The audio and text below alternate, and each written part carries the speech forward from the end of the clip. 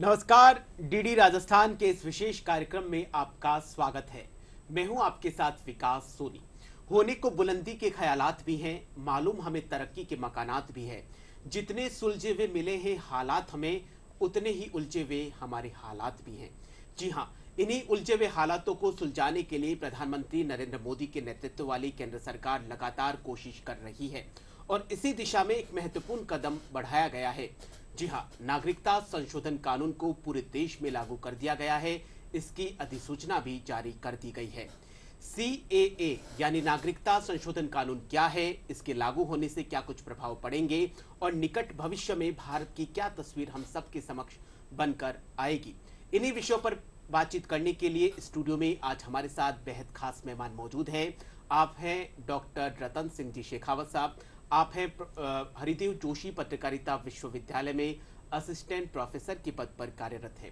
Sir, सबसे पहले आपका इस कार्यक्रम में बहुत बहुत स्वागत है। बहुत बहुत धन्यवाद। जी सर, चर्चा को शुरू करते हैं। काफी सालों से एक मुद्दे को लेकर काफी कोशिश करी जा रही थी, काफी संशोधन हुए जिसको CAA कहा जाता है, नागरिकता संशोधन कानून। आखिरकार देश में ये नागरिकता संशोधन कानून लागू हो गया है। 1955 से ही शुरुआत करते हैं। CAA क्या है और इसके जो संशोधन किए गए उनके ऊपर क्या कुछ अब तक क्या कुछ सफर रहा है, ये हम आपसे जानना चाहते हैं। जी जी देखिए, जैसा कि हम सब इतना तो जानते ही हैं कि नागरिकता का कानून सबसे पहले अपने देश में 1955 में बना और उसकी ऐतिहासिक पृष्ठभूमि थी। ये कानून क्यों लाया गया, क्यों बनाने की आवश्यकता पड़ी।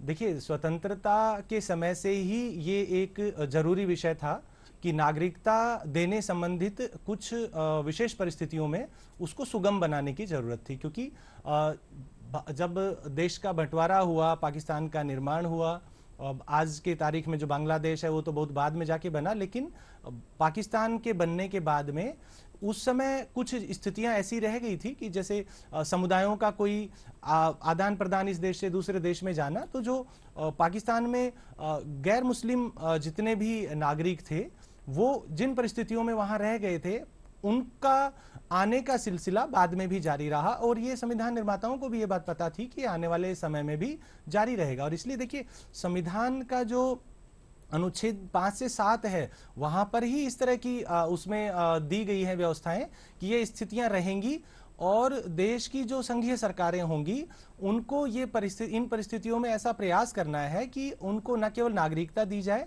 बल्कि उनके पुनर्वास की भी पूर्ण रूप से व्यवस्था की जाए।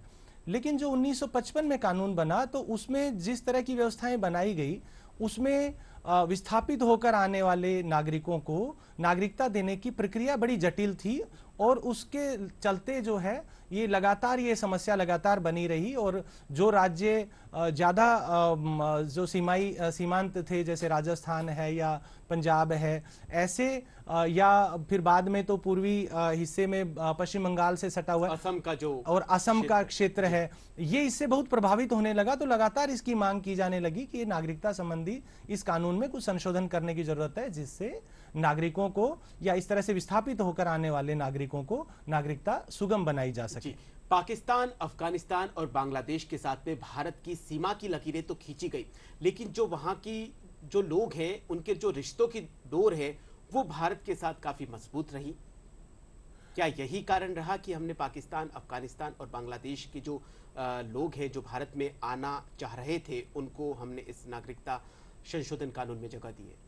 देखिए, ये दोनों तरफ का विषय है। इसमें अगर हम इसको देखें तो ये कोई राजनीतिक निर्णय से ज्यादा ये मानवाधिकारों का विषय है, ये सांस्कृतिक विषय है, ये भावनाओं से जुड़ा हुआ विषय है।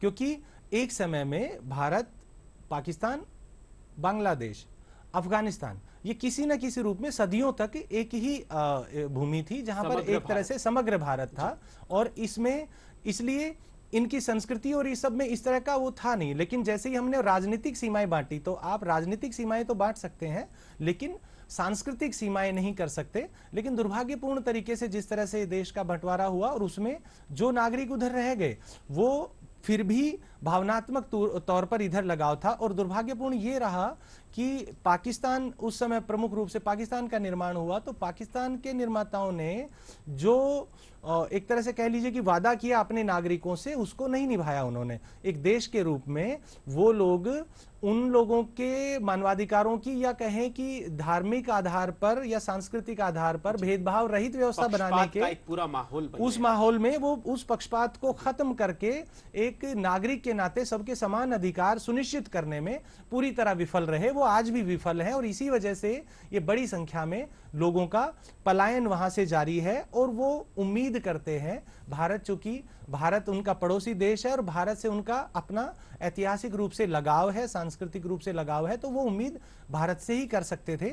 और भारत में सरकारों ने ऐसा नहीं है कि प्रयास नहीं किया, लेकिन मुझे लगता है, हो सकता है कुछ राजनीतिक कारणों से या किसी विशेष दबाव में वो लोग ये करने में विफल रहे। एक तरह से इसको बहुत पहले सुगम बनाया जाना चाहिए था, जो इतनी परेशानियां, एक पूरा छोटा समुदाय वहां पर, चूंकि वो अल्पसंख्यक समुदाय था, उसके राजनीतिक और मानवाधिकारों की, दोनों ही तरह के अधिकारों का हनन लगातार जारी होता रहा। भारत की सनातन संस्कृति से एक परंपरा चली आ रही है, वसुधैव कुटुंबकम। क्या आपको लगता है कि वसुधैव कुटुंबकम की भावना से ओतप्रोत के तहत ये पाकिस्तान, अफगानिस्तान और बांग्लादेश के जो शरणार्थी भारत में आ रहे हैं उनको जगह दी गई है? जी, ये हमारी विरासत का ही दिया हुआ मूल वाक्य है। अयम निजय परोवेति गणना लघु चेत सामुदार चरितानाम तु वसुधैव कुटुंबकम। हम तो मानते हैं कि पूरे दुनिया के लोग एक समान हैं, एक जगह हैं, लेकिन जहां तक जो राष्ट्र राज्य की कल्पना है, जहां सीमाएं होती हैं, जहां राजनीतिक भौगोलिक चीजें हैं, तो उसमें हम देखेंगे कि आपके देश जैसे राजस्थान का सीमाई क्षेत्र, जैसे जहां से बाड़मेर जैसलमेर से लगते हुए पाकिस्तान की सीमा है, जहां पे सिंध पाकिस्तान का एक जो प्रांत लगता है, तो उसकी और हमारी जो एक सांस्कृतिक विरासत साझी है, या पाकिस्तान बांग्ला, ये जो पंजाब है, तो पंजाब, पाकिस्तान पंजाब और हमारे पंजाब की भी एक सांस्कृतिक विरासत है। लेकिन जो धार्मिक कट्टरता पाकिस्तान में पनपी, या बांग्लादेश में भी एक समय के बाद में पनपी, उस धार्मिक कट्टरता ने वहां पर जो अल्पसंख्यक थे, जो गैर मुस्लिम समुदाय थे, उनके जीवन को बहुत कष्टदायक बनाया। उनके सामने एक तरह से राजनीतिक भेदभाव की स्थितियां बनी, और हर वही तरीके से सामाजिक, राजनीतिक, सांस्कृतिक तरीके से भेदभाव किया जाने जी बिल्कुल लगा। वो अंदर ही अंदर उत्पीड़न का शिकार हो गए। जी, और उसी उत्पीड़न की वजह से ये समस्या बनी। देखिए, अगर इसको हम यूं देखें कि भारत में भी ऐसा हुआ कि उस समय सबके नेतृत्व ने यही कहा कि आप अगर जो लोग रहना चाहें, तो ये कोई जबरन नहीं है कि आपको विस्थापित होना ही है। तो उस समय भारत में और समुदाय भी रुके। पाकिस्तान में भी स्वाभाविक है कि कुछ समुदाय अपना खेत खलियान, अपना घर परिवार छोड़कर नहीं आना चाहते होंगे, नहीं आए। लेकिन आप अगर देखेंगे डेमोग्राफिक आंकड़े, अगर देखें, जनसांख्यिकी देखें, तो पाकिस्तान में अगर इस पे एक थोड़ा मतभेद हो सकता है कि जो आंकड़े विभाजन के समय गैर मुस्लिम आबादी के अगर पाकिस्तान में थे, लोग कहते हैं कि 25% आबादी थी, लेकिन ये भी मान लें कि उसके बाद तो विभाजन के ठीक बाद में जो अदला बदली के समय में कुछ नागरिक शिफ्ट हो गए, लेकिन 15 से 17% आबादी तो फिर भी पाकिस्तान में स्वतंत्रता के बाद भी थी, गैर मुस्लिम आबादी। लेकिन आज उसका प्रतिशत देखेंगे तो बहुत नगण्य है। अफगानिस्तान, पाकिस्तान और बांग्लादेश की बात करी जाए तो अफगानिस्तान में जो अल्पसंख्यक है बिल्कुल न के बराबर है। पाकिस्तान में मुश्किल से 2 या 3% है, और बांग्लादेश में जरूर 7 से 8% है। ये लगातार जो अल्पसंख्यक है इन तीनों देशों में, उनकी संख्या में कमी लगातार दर्शाती हुई दिखाई दे रही है। ये 1 से 1.5% ही है आधिकारिक आंकड़े। मैं अभी हाल ही में एक रिपोर्ट पढ़ रहा था, जबकि पहले आंकड़े कुछ अलग थे। जी जी बिल्कुल बिल्कुल। तो इसका मतलब कि एक इतनी बड़ी आबादी जो जिसकी सांस्कृतिक और धार्मिक पहचान अलग थी, मान लीजिए, तो वो आबादी कहाँ गई? वो आबादी या तो धर्मांतरित कर दी गई जबरन, और या फिर वो विस्थापित हुई और विस्थापित होकर शरण मांगने के लिए मजबूर है। जो आज वो विषय हमारे सामने है कि जो सीमाई क्षेत्रों में अपने यहाँ पर बड़ी संख्या में वो लोग आए भी, और उनके आने के लिए हमारे यहाँ पर व्यवस्था जरूर है, लेकिन वो व्यवस्था बड़ी दुरूह है, जिसके अंदर उन लोगों को वहां से भी प्रताड़ना मिली, और फिर हमारी तरफ यहाँ आने के बाद भी उनको इसी स्थिति का सामना करना पड़ रहा है। तो उसी स्थिति को सहूलियत भरा बनाने के लिए ये जो निर्णय लिया केंद्र सरकार ने, तो प्रधानमंत्री, माननीय प्रधानमंत्री जी ने जो निर्णय लिया है, एक तरह से ये है कि ये जिस विषय को इन्होंने कहा कि ये समस्या है और इस समस्या का हल हमें निकालना है, उसी कड़ी में ये बहुत बेहतरीन निर्णय है, और इन्होंने इसको करके भी दिखाया है, जो लागू हो गया है, जो स्वागत योग्य कदम है। जी, अगर राजस्थान की बात करी जाए तो राजस्थान और पंजाब के जो गैर मुस्लिम शरणार्थी है वो लंबे समय से ही मांग कर रहे थे, क्योंकि राजस्थान की बॉर्डर पाकिस्तान से लगती है, तो राजस्थान और पाकिस्तान में रोटी बेटी का संबंध भी है, जो सिंध का इलाका है। तो जब ये नागरिकता संशोधन कानून लागू हुआ तो उसके बाद से ही खबरें लगातार आ रही है कि वो बहुत ज़्यादा खुश है। उनका कहना है कि अब उनके अस्तित्व को एक नई पहचान मिलेगी। जी बिल्कुल स्वाभाविक उनके लिए ये है, क्योंकि देखिए उनको इन 75 वर्ष में क्या महसूस हो रहा होगा कि हम अपने ही देश में बेघर हुए एक तरह से, क्योंकि पाकिस्तान तो बाद की बनी हुई चीज है, पाकिस्तान भी उन्हीं की अपनी सरजमी थी, लेकिन अगर वहां से विस्थापित हुए और विस्थापित होकर इधर आना भी पड़ा तो यहाँ भी उनकी वो पहचान एक विस्थापित की ही रही। तो उनको एक नागरिकता मिल जाने से उनको बहुत सारी जो सुविधाएं हैं, जो शिक्षा स्वास्थ्य से संबंधित हैं, उनके राजनीतिक अधिकारों से संबंधित है, मानवाधिकारों से संबंधित हैं, कि एक नागरिक के तौर पे अब वो सारी सुविधाएं मिलेगी, उनको वो सुविधाएं मिलेंगी और वो एक बेहतर जीवन जी सकेंगे। और ये इसलिए मैं बार बार कह रहा हूं कि ये मानवीय मूल्यों से जुड़ा हुआ विषय है, ये राजनीतिक विषय है ही नहीं। इसलिए इसका विरोध जो है वो मैं उसको मानता हूं कि राजनीतिक विरोध है, इसका कोई कारण ही नहीं बनता है, क्योंकि ये कानून बार बार केंद्र ने स्पष्ट किया है, बार बार गृह मंत्रालय ने स्पष्ट किया है कि ये भारत के वर्तमान में जितने नागरिक हैं उनकी नागरिकता को किसी तरह से भी कम नहीं करता है, उनमें किसी को किसी रूप में प्रभावित नहीं करता है। केंद्रीय मंत्री अमित शाह ने भी इस कानून को बिल्कुल साफ शब्दों में कहा है कि ये जो कानून लेकर आए हैं हम, ये नागरिकता छीनने के लिए नहीं लाए बल्कि नागरिकता देने के लिए लाए। और इतना ही नहीं, काफी भ्रांतियां फैल रही है कि इससे नागरिकता छीनी जाएगी, ऐसा होगा, तो फिर कल स्पष्टीकरण भी दिया नहीं। देखिए इतना स्पष्ट करने के बावजूद भी अगर कहीं पर इस तरह का कोई विरोध देखने को मिल रहा है, इसका मतलब उसके कारण राजनीतिक है और कुछ भी नहीं है।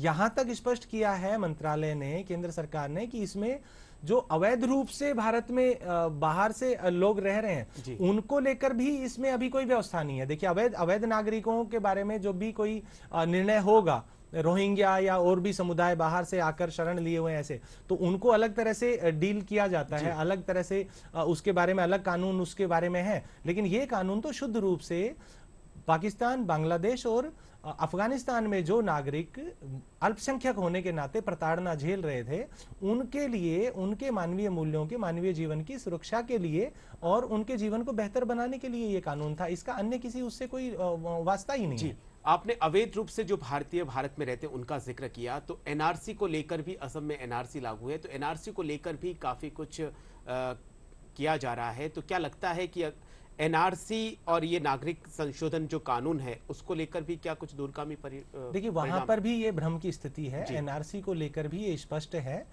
असम में डेमोग्राफिक बदलाव, जो जनसांख्यिकी बदलाव है, बहुत ज्यादा हुए, क्योंकि नॉर्थ ईस्ट बांग्लादेश से बिल्कुल सटा हुआ राज्य है, इसलिए उनको बांग्लादेशी काफी तादाद में आए, जी बड़ी संख्या में वहां पे आए। तो इसलिए वहां पर कि मूल रूप से बांग्लादेश के कौन लोग हैं, और अगर बांग्लादेश से अवैध रूप से जो लोग आए हैं तो उनको वापस भेजना भी पड़ेगा, नहीं तो वहां की जनसांख्यिकी बहुत तेजी से बदली है। इसको लेके वहां भ्रम की स्थिति है कि अगर ये लागू होता है तो कितनी बड़ी संख्या में गैर मुस्लिम जो नागरिक हैं वो इधर शिफ्ट होंगे, तो जो वहां प्रताड़ना, चूंकि देखिए बांग्लादेश में भी स्थिति कमोबेश अब वही बन रही है जो पाकिस्तान में है, क्योंकि बांग्लादेश के भी आप आंकड़े उठा के देखेंगे तो आपको लगेगा बांग्लादेश के निर्माण 71 के युद्ध के बाद में जो भारत पाकिस्तान में जो वो हुआ और उसमें भारत ने जो एक भूमिका निभाई बांग्लादेश को स्वतंत्र कराने में, उसके बाद उस समय वहां पर बड़ी संख्या में गैर मुस्लिम आबादी थी,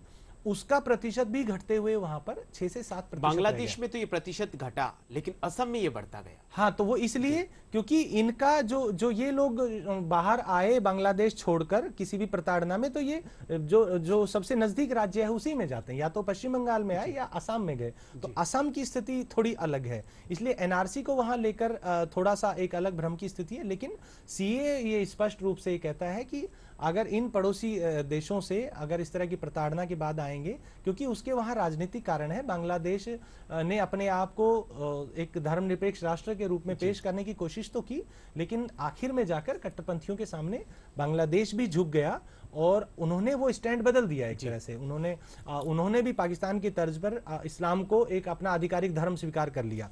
तो इससे पता चलता है कि वहां पे भी स्थितियां, और लगातार मीडिया रिपोर्ट्स हम और आप देखते हैं कि वहां पर लगातार ये खबरें आती हैं कि बीच बीच में अल्पसंख्यकों के साथ में बहुत खराब व्यवहार वहां पर हो रहा है और उस प्रताड़ना के चलते हो सकता है कि वहां से भी नागरिक पलायन आगे भी करें, अभी भी कर रहे हैं।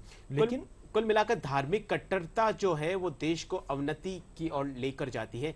आप क्या सोचते हैं, देश का सबसे पहला कर्तव्य ये रहता है कि वो अपने नागरिकों को सुरक्षा दे, चाहे वो किसी भी धर्म का हो, किसी भी जाति का हो। तो जब उसी देश से लोग उस देश को छोड़कर किसी और देश में शरण लेते हैं, तो क्या उन देशों को कुछ सबक नहीं लेना चाहिए? ये बिल्कुल, ये बहुत कितना आपने विश्व अच्छा पूरे प्रश्न विश्व किया पटल आपने। पे पूरे अगर विश्व पटल पूरे पर विश्व पटल देखेंगे, पे उनकी एक तरीके से बड़ी बदनामी होती है। इससे कई तरह के सांस्कृतिक है, सामाजिक है, आर्थिक जो पक्ष है उनके ऊपर भी प्रभाव बिल्कुल पड़ता सही है। देखिए, जी। जो वैश्विक संस्थाएं हैं जो इन मानवाधिकारों पर नजर रखती हैं, वो लगातार पाकिस्तान को इसके लिए घेरती हैं और इसलिए जो रिलीजियस फ्रीडम के जो इंडेक्स आते हैं धार्मिक स्वतंत्रता के, उनमें पाकिस्तान की स्थिति बहुत खराब है, बहुत बुरी स्थिति है। और ये केवल ऐसा भी नहीं है, इसमें देखिए, इस भ्रम को भी मैं दूर कर दूं कि इसका अर्थ ये हो कि कोई हिंदू समाज, वहां पर जो जितना भी गैर मुस्लिम अल्पसंख्यक हैं सारे, चाहे वो पारसी हैं, चाहे वो ईसाई हैं, चाहे वो सिख हैं, बौद्ध हैं या जैन हैं, जिन जिन समुदायों को का जिक्र इस संशोधन अधिनियम में किया गया है, तो वो उन सभी के साथ उनका व्यवहार ऐसा है। और एक जो है कि ईश निंदा का कानून वहां पर पाकिस्तान में इस पे विशेष तौर पर है, वो बहुत खतरनाक है। उसमें उस दायरे में लाकर किसी भी व्यक्ति की, जिसको हम मॉब लिंचिंग बोलते हैं, इस तरह से हत्या करना वहां पर बहुत आम है। कई बार हमने और आपने सुना भी है, देखा भी है कि भीड़ ने पीट पीट कर मार दिया और उसको किसी तरह का न्याय भी नहीं मिल पाया व्यक्ति को। तो ऐसी परिस्थितियों में जो समुदाय वहां पर रह गए हैं, जिनका अल्पसंख्यक दर्जा है, वो अपने आप को राजनीतिक अधिकारों से, देखिए, दोयम दर्जे के नागरिक तो आधिकारिक तौर पर ही घोषित हैं, वो उनके समान अधिकार नहीं है, लेकिन जो मूलभूत जो अधिकार होते हैं, जीवन का अधिकार है, वो अधिकार भी उनके बहुत दबाव में है। इसलिए लगातार देखिए, उनके जो है उनकी अस्मिता, उनकी इज्जत सब दांव पर रहती है। लगातार मीडिया रिपोर्ट्स इस तरह की आती हैं। तो ये एक तरह से कहें कि देखिए, ये एक ऐतिहासिक गलती को सुधारने का एक प्रयास सुधारने की दिशा में, क्योंकि ये हमारा एक तरह से, हमारे संविधान निर्माताओं का एक तरह से दिया हुआ वचन था कि इन देशों में जहां से आपने देश को बांट दिया, तो उनमें जहां फंस गए हैं वो नागरिक, तो उनके अधिकारों का रक्षा कौन करे? उनके अधिकारों, उनके सम्मान की रक्षा किसने करनी है? वो आपने करनी है और आपको करना था। और ये भावना, और इसी भावना से 1955 में अधिनियम भी, आपको कानून भी बनाना पड़ा। और ये भारत की गौरवशाली परंपरा रही है कि यहाँ पे हमेशा मानवीय मूल्यों को हमेशा ऊंचा रखा जाता है, ऊंचे दर्जे पर रखा जाता है। दिल्ली में जो सिख समुदाय है, उसमें काफी जो सिख हैं वो अफगानिस्तान, पाकिस्तान से माइग्रेट होकर आए हैं और वो करीबन 25-30 सालों से वहां पर रह रहे हैं। जैसे ही नागरिकता संशोधन कानून लागू हुआ तो उन्हें भी बहुत खुशी हुई। उनका ये साफ तौर पे कहना है कि इतने सालों से हम और हमारे बच्चे भटक रहे हैं। जब उनसे ये पूछा जाता है कि आप किस देश से हैं, एक देश वीजा और पासपोर्ट को रिन्यू नहीं करता है, दूसरा देश उनके साथ में धार्मिक रूप से उत्पीड़न करता है, तो आखिर वो जाए तो जाए कहां और किसी को बताए तो बताए कहां उनके अस्तित्व के बारे में, उनकी पहचान के बारे में? क्योंकि देखिए, सिख समुदाय का जो कहें कि उनका एक क्षेत्र पंजाब, जो वृहत पंजाब जिसको कह लीजिए, तो वो उसकी सीमाएं ऐतिहासिक रूप से अफगानिस्तान तक लगती थी। तो ये सिख समुदाय अफगानिस्तान में भी था, पाकिस्तान के पंजाब में विशेष तौर पर, और भारत में अपने पंजाब वाला क्षेत्र, उत्तर भारत के जो दिल्ली, हरियाणा, पंजाब और उधर, तो ये समुदाय भी उतना ही प्रताड़ित हुआ है। देखिए, विभाजन के समय भी सबसे बड़ी त्रासदी इस समुदाय को झेलनी पड़ी थी, उठानी पड़ी थी। और विभाजन के बाद भी जो समुदाय के जो लोग पाकिस्तान में रह गए, तो अल्पसंख्यक के नाते उनके साथ में ये व्यवहार बहुत ही दुर्भाग्यपूर्ण हुआ। और उसको, इस ऐतिहासिक गलती को सुधारने का ये प्रयास जो है, ये बहुत सराहनीय है। और इसलिए इसका राजनीतिक विरोध मुझे लगता है कि बिल्कुल भी उचित नहीं है जिस तरह से। जी, आपको क्या लगता है कि जब अब इन लोगों को सबको नागरिकता मिल जाएगी, तो उनका जो भविष्य है वो किस तरीके से उभर कर आएगा? देखिए, हम मीडिया रिपोर्ट्स में लगातार पढ़ते हैं कि जो शरणार्थी, जैसे राजस्थान की ही हम बात करें तो राजस्थान में जैसलमेर, बाड़मेर, जोधपुर के आसपास के क्षेत्रों तक में भी विस्थापित लोग रहते हैं। तो उनके एक रिपोर्ट जैसे आपने पढ़ी कि एक बच्चे ने बहुत अच्छे से टॉप किया, 12th में किया, मेडिकल का टेस्ट पास किया, लेकिन उसका केवल कॉलेज में दाखिला इस वजह से नहीं हो पा रहा था कि उसके पास भारत की नागरिकता उस तरह से नहीं थी, तो वो आड़े। तो देखिए प्रतिभाओं के साथ न्याय नहीं हो पा रहा। या देखिए जिस तरह से बीच में गत वर्ष एक खबर आई कि वहां से उनको खदेड़ा गया, फिर बाद में सरकार ने उसको गलती को ठीक किया और उन लोगों को वापस बसाया भी। तो ये एक अमानवीय व्यवहार नहीं किया जाना चाहिए, क्योंकि वो अपने जगह पर जो आपसे मांग कर रहे हैं वो एक मानवाधिकारों के नाते एक वाजिब मांग है, वो अपने ही सरजमी से जुड़ने की मांग है। उस मांग को आप राजनीतिक रूप से अलग से नहीं देख सकते। आप ऐसे नहीं देख सकते कि जैसे भारतीय नागरिक जाके अमेरिका में नागरिकता मांगता है तो वो एक प्रोफेशनल लेवल पर जाकर अलग तरह से मांगता है, लेकिन यहाँ पे ये क्योंकि आपसे जुड़ा हुआ विषय है, ऐतिहासिक रूप से आपसे जुड़ा हुआ समाज है, समुदाय है, उसकी इस तरह की मांगों को आप इस तरह से नहीं देख सकते। और इसीलिए मुझे लगता है कि ये जो इसको ठीक करने की कोशिश की गई है और उनके लिए इसको सहूलियत भरा बनाने का प्रयास किया गया है, ये बड़ा उचित समय पर किया गया निर्णय है। जी, प्रधानमंत्री नरेंद्र मोदी जी का ये नारा भी है, सबका साथ सबका विकास। जी बिल्कुल। और ये एक सच बात है कि अगर एक छोटा समुदाय भी है, देखिए ये कोई बहुत बड़ा वोट बैंक जैसा तो है नहीं, ये सबको साथ लेने का ही एक उद्देश्य है कि ऐसे लोग जो आपसे इस तरह की उम्मीद करते हैं तो उनको भी आपको साथ में लेना है। आप उनको प्रताड़ित कब तक महसूस कराएंगे? और इसलिए इन्होंने देखिए इस कानून में भी जब बनाए तो इसके प्रावधानों में ये है कि ये जिला स्तर पर कमेटी बनेगी और इसको पोर्टल पर ही सीधे सीधे आपको आवेदन करना है और बहुत न्यूनतम आवश्यकताएं हैं। वो पहले वाली व्यवस्थाओं में बहुत ये दुरूह व्यवस्था थी, ये आसानी से होने वाली व्यवस्था है। और नागरिकता इस तरह के जो प्रताड़ित विस्थापित लोग हैं उनको नागरिकता बड़े सुगम तरीके से दी जा सकेगी। राजस्थान सहित छत्तीसगढ़, हरियाणा, पंजाब, मध्य प्रदेश, उत्तर प्रदेश, दिल्ली व महाराष्ट्र, गुजरात को विशेष प्रावधान दिए गए हैं नागरिकता देने के लिए। जी, वो इसीलिए कि जो इससे प्रभावित नागरिक जो आ रहे हैं इन पड़ोसी देशों से, वो इन्हीं सीमाई क्षेत्रों में सबसे ज्यादा आ रहे हैं, इसलिए इन राज्यों को ये विशेष अधिकार दिए गए, विशेष व्यवस्था दी गई है।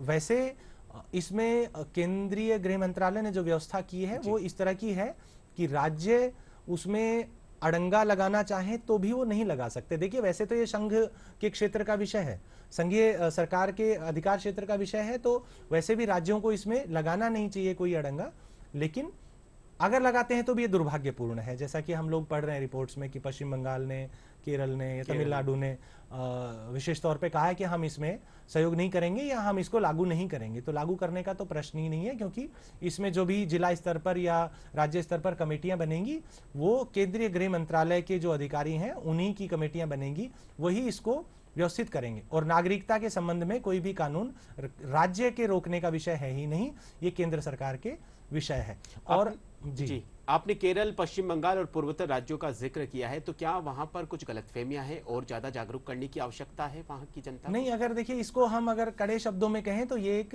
राजनीतिक तुष्टीकरण का विषय है। जी, ये भ्रम फैलाने की कोशिश की गई कि इस कानून से मुस्लिम्स को बाहर रखा गया है जी, और मुस्लिम बाहर होने की वजह से ये भ्रम फैलाने की कोशिश की गई है कि इससे कोई मुस्लिम समुदाय को, मुस्लिम समाज को कोई नुकसान है।